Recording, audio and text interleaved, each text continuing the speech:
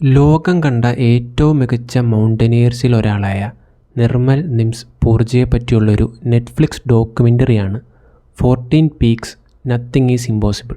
8000 മീറ്ററിന് മുകളിലുള്ള 14 മൗണ്ടൻസും വെറും 7 മാസത്തിനുള്ളിൽ നിംസ് കീഴടക്കാൻ ശ്രമിക്കുന്നതാണ് ഈ ഡോക്യുമെൻ്ററി ഫോക്കസ് ചെയ്യുന്നത്.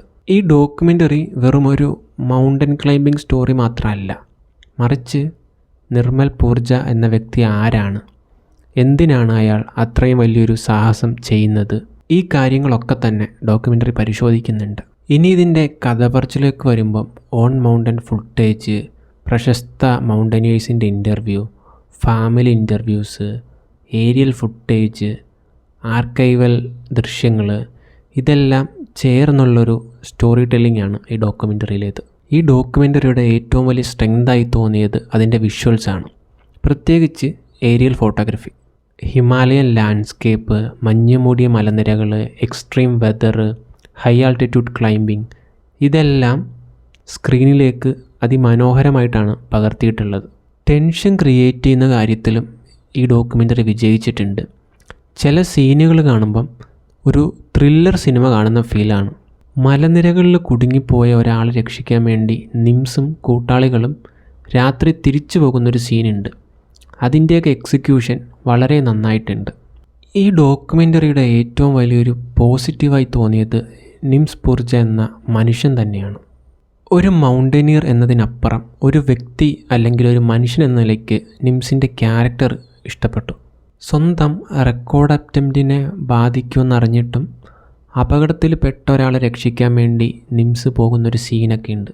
അത് കണ്ടപ്പോൾ നിംസ് നോ വൺ ലെഫ്റ്റ് ബിഹൈൻഡ് എന്ന ആറ്റിറ്റ്യൂഡ് സംസാരത്തിൽ മാത്രമല്ല പ്രവൃത്തിയിലും ഉൾക്കൊണ്ട ഒരാളാണെന്ന് മനസ്സിലാവുന്നുണ്ട്. ഇനി ഇതിൻ്റെ നെഗറ്റീവ്സ് നോക്കുകയാണെങ്കിൽ മൗണ്ടനിയറിങ്ങിൻ്റെ ടെക്നിക്കൽ സൈഡിലേക്ക് ഈ ഡോക്യുമെൻ്ററി അത്ര ഡീപ്പായി പോവാത്തതായി തോന്നി.